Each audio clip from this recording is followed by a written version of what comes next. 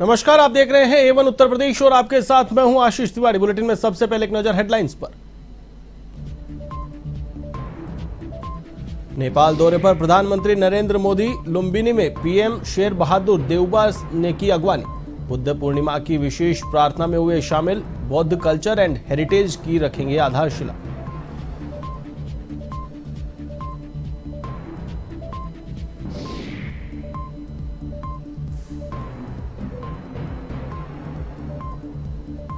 ज्ञानवापी में तीसरे दिन का सर्वे पूरा। परिसर के 20% हिस्से की हुई वीडियोग्राफी।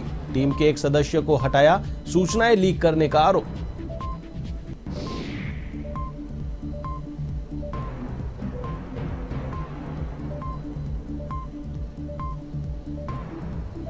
बीजेपी सांसद ब्रजभूषण शरण सिंह की राज ठाकरे को चुनौती। कहा, मनसे प्रमुख को यूपी की जमीन पर नहीं रखने दूंगा कदम।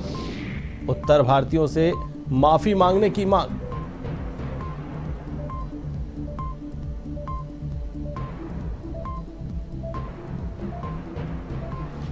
अमरोहा में रफ्तार का कहर। स्कॉर्पियो ने बाइक सवार पिता पुत्र को कुचला। राहगीरों ने आरोपी को पकड़कर किया पुलिस के हवाले।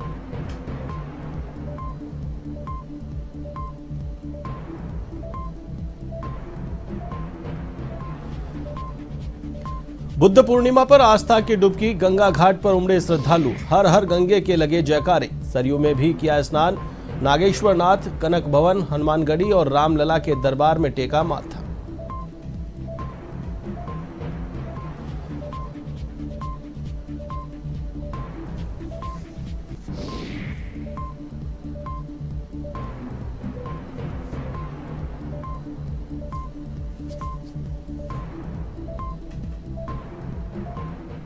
और अब खबरें विस्तार से। बुद्ध पूर्णिमा के मौके पर प्रधानमंत्री नरेंद्र मोदी नेपाल के दौरे पर रहे। नेपाल के लुम्बिनी में पीएम मोदी ने नेपाल के प्रधानमंत्री शेर बहादुर देउबा से मुलाकात की। दोनों ने महामाया मंदिर में पूजा अर्चना भी की। वहीं पीएम मोदी बुद्ध पूर्णिमा पर नेपाल के लुम्बिनी का दौरा कर लौटते समय कुशीनगर का कार्यक्रम, जहां महापरिनिर्वाण स्थल पर दर्शन पूजन की। वहीं इसके बाद पीएम मोदी का लखनऊ जाने का कार्यक्रम, जहां योगी कैबिनेट में संवाद करेंगे।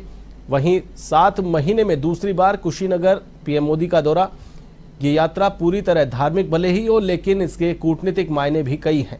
भारत नेपाल संबंधों में आई दूरी कम करने का कार्य यह यात्रा करेगी, तो वहीं नेपाल को चीन का हथियार बनने से भी रोकेगी। बुद्ध की जन्मस्थली से परिनिर्वाण स्थली तक को साधकर मोदी दुनिया के बौद्ध मतावलंबी देशों को भारत से और गहरे रूप से जोड़ने का कार्य करेंगे।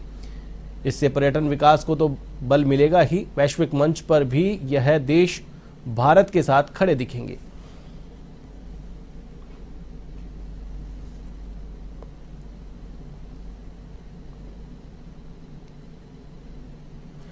भगवान बुद्ध की प्रथम उपदेश स्थली वाराणसी के सारनाथ में देश विदेश से जुटे हजारों श्रद्धालुओं को भगवान बुद्ध के अस्थि अवशेष के दर्शन कराए गए। आपको बता दें कि वैशाख पूर्णिमा के दिन ही भगवान बुद्ध का जन्म, ज्ञान की प्राप्ति और परिनिर्वाण हुआ था।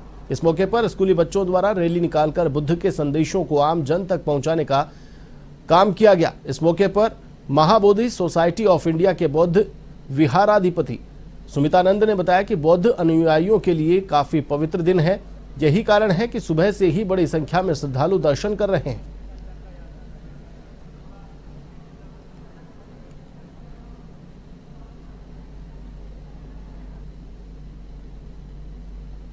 वाराणसी में ज्ञानवापी का तीसरे दिन का सर्वे पूरा हो चुका है। आखिरी दिन बचे 20% परिसर की वीडियोग्राफी की गई, जिसकी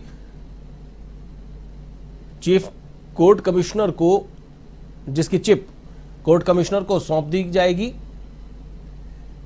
17 मई को सर्वे रिपोर्ट वाराणसी की सिविल जज सीनियर डिवीजन रवि कुमार दिवाकर की कोर्ट में पेश की जाएगी। वहीं सर्वे के बाद हिंदू पक्ष के सोनेलाल बाहर आए तो उन्होंने बड़ा दावा किया। सोहनलाल ने कहा कि बाबा मिल गए, जिन खोजा तिन पाइया, तो कुछ समझिए, जो कुछ खोजा जा रहा था उससे कहीं अधिक मिला है। इसके बाद पश्चिमी दीवार के पास जो 75 फीट लंबा और 30 फीट चौड़ा और 15 फीट ऊंचा मलबा अब हमारा अगला कदम है। इससे पहले ज्ञानवापी का सर्वे कर रही टीम से एक सदस्य को हटाया गया, जिस पर सूचनाएं लीक करने का आरोप था।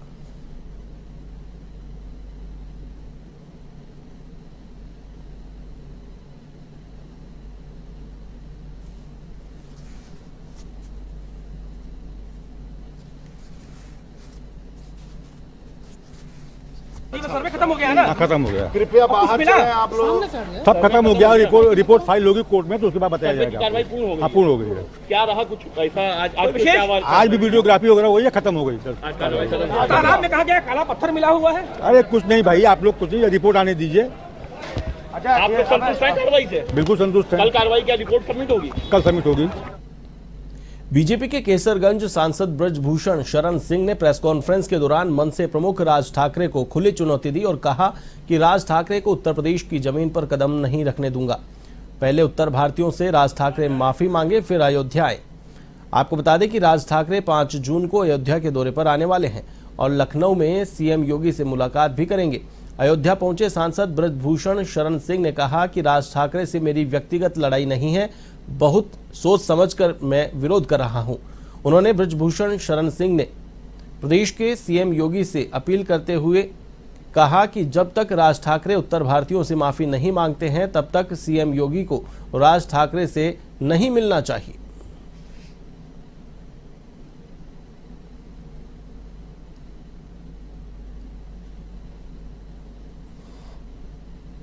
मंत्री जी योगी आदित्यनाथ जी से मिलना चाहते और बड़े विचार के बाद मैंने बड़ा सोच विचार किया कि विरोध करूं कि ना करूं, लेकिन मैं अपने आप को रोक नहीं पाया और मैंने एक निवेदन किया कि जब तक राज ठाकरे उत्तर भारतीयों से माफी नहीं मांगता है तब तक हमारे मुख्यमंत्री जी को नहीं मिलना चाहिए। और ये साथ ही साथ मैंने बोला कि तब तक जब तक राज ठाकरे उत्तर भारतीयों से किए गए दुर्व्यवहार के लिए, अपने कार्यकर्ताओं के द्वारा किए गए दुर्व्यवहार के लिए, अयोध्या में भगवान श्री राम के मंदिर के साथ ही तीर्थयात्रियों के लिए यात्री सुविधा केंद्र भी बनेगा। केंद्र में 25,000 तीर्थयात्रियों के सामान आदि रखने की सुविधा होगी। श्री राम जन्मभूमि तीर्थ क्षेत्र ट्रस्ट के महासचिव चंपत राय ने बताया कि यात्री सुविधा केंद्र का निर्माण 70 एकड़ भूमि के अंदर ही होगा। साथ ही मंदिर परिसर में भगवान श्री गणेश, माता सीता, महर्षि वाल्मीकि व जटायु के मंदिर भी बनाए जाएंगे। श्री राम मंदिर निर्माण समिति की बैठक में यह निर्णय हुआ है, जो समिति के अध्यक्ष नृपेंद्र मिश्र की अध्यक्षता में हुई। बैठक के बाद चंपत राय ने बताया कि मंदिर के साथ साथ यात्री सुविधा केंद्र बनाने की सहमति बन गई है। इस दौरान उन्होंने बताया कि महर्षि वाल्मीकि ने भगवान राम के जीवन को उभारा है, इसलिए विचार किया जा रहा है कि परिसर के अंदर उनका भी एक मंदिर बने। इस दौरान इंजीनियर ने कार्य की प्रगति पर समिति व ट्रस्ट के सदस्यों को अपनी रिपोर्ट दी। ट्रस्ट के सदस्य अनिल मिश्र, विमलेंद्र मोहन मिश्र व अन्य भी मौजूद रहे।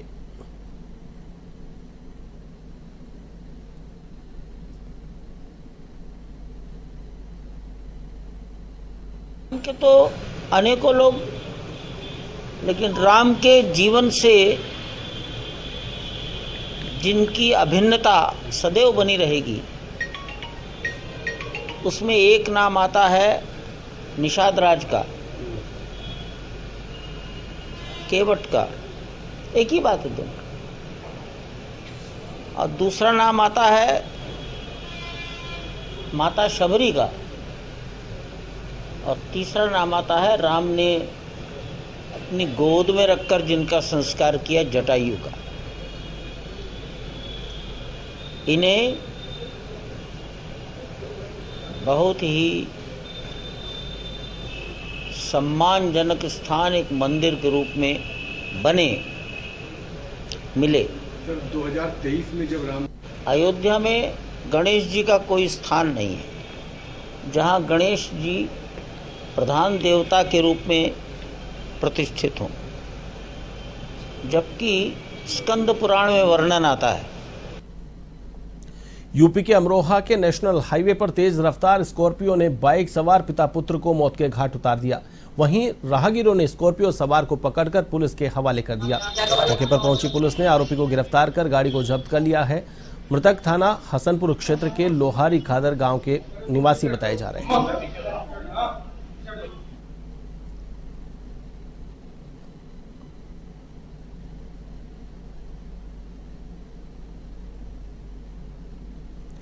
रायबरेली जिले के ऊंचाहार तहसील क्षेत्र स्थित गोकना घाट पर हड़कंप उस समय मच गया जब गंगा में नहाने गई एक महिला का संदिग्ध परिस्थितियों में शव मिला। पुलिस ने शक के आधार पर मृतका के पति को हिरासत में ले लिया है।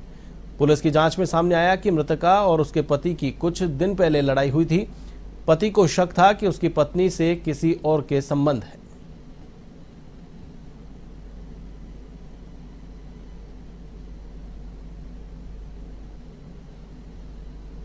ऊंचाहार में गोकना घाट है, इसके पास एक लगभग 30 वर्षीय महिला का शव बरामद हुआ है। इसमें जानकारी करने पर यह पता चला कि ये महिला अपने पति के साथ यहाँ गोकना घाट पे आई हुई थी। उसके बाद पति के साथ ही वो एक जगह पे शौच करने गई थी। पति उनका वहीं पे मौजूद था। पति का कहना है कि इनके सामने से महिला फिर कहीं चली गई, जो कि फिर इनको जानकारी नहीं मिली और फिर खोजबीन करने पर इनको डेड बॉडी मिली है। इस संबंध में पूछताछ करने पर यह भी बात प्रकाश में आई है कि पूर्व में पति पत्नी का विवाद था। हम सभी बिंदु पे गहनता से जांच कर रहे हैं और पति से अभी गहनता से पूछताछ की जा रही है। जो भी तथ्य आएंगे उसके आधार। खबर यूपी के बाराबंकी से है, जहां तेंदुए का आतंक जारी है और तेंदुआ वन विभाग की पकड़ से दूर है। आपको बता दें कि एक बार फिर NH 28 पर तेंदुए ने एक व्यक्ति पर हमला कर दिया, जिससे वह बुरी तरह घायल हो गया, जिसके बाद क्षेत्र में दहशत का माहौल देखा जा रहा है। सूचना के बाद मौके पर पहुंची वन विभाग और पुलिस की टीम ने मोर्चा संभाल लिया है। मामला जनपद बाराबंकी के जैदपुर थाना क्षेत्र के अहमदपुर टोल प्लाजा स्थित नेशनल हाईवे 28 का है।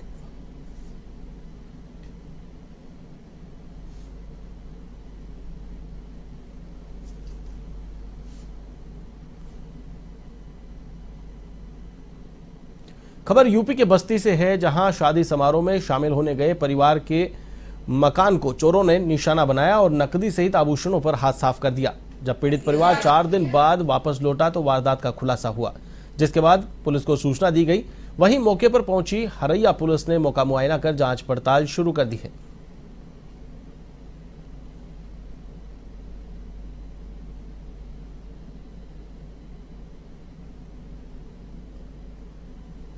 दिया आपने थाने पे सूचना हम लोग जब आए तब दिए, देखें जब पूरा बिखरा हुआ सामान, ताला टूटा हुआ, उसके बाद सब थाने पे हम लोग सूचना। हरैया है, हम शादी में गए थे, वहाँ पे हमारे बड़े जेठ जी रहते थे, उनके लड़के का शादी था, तो वहाँ से आए, हमारे घर में चोरी हुई थी, सारा सामान बिखरा हुआ है और 2 कान का था, 1 सीकर था, 2 अंगूठी था। उसके बाद में हम 40-50 हजार रुपया हम खुद रखे थे। बुद्ध पूर्णिमा पर सैकड़ों श्रद्धालुओं ने गंगा में स्नान कर पुण्य लाभ कमाया। श्रद्धालुओं द्वारा लगाए जा रहे हर हर गंगे उद्घोष से गंगा तट गुंजायमान हो उठा। इस दौरान श्रद्धालुओं ने तट पर बैठे पंडों को दान दक्षिणा देने के अलावा भगवान की कथा का श्रवण भी किया। वहीं अयोध्या में बुद्ध पूर्णिमा पर हजारों भक्तों ने सरयू में डुबकी लगाई और स्नान, दान पुण्य आदि किया। राम की नगरी में हजारों की संख्या में श्रद्धालुओं ने रामलला, हनुमान लला आदि के दर्शन किए, पूजा अर्चना की। सुबह से ही मंदिरों में दर्शन पूजन करने के लिए भक्तों का तांता लगा रहा। भीषण गर्मी एवं चटक धूप ने भी श्रद्धालुओं के धैर्य की परीक्षा ली।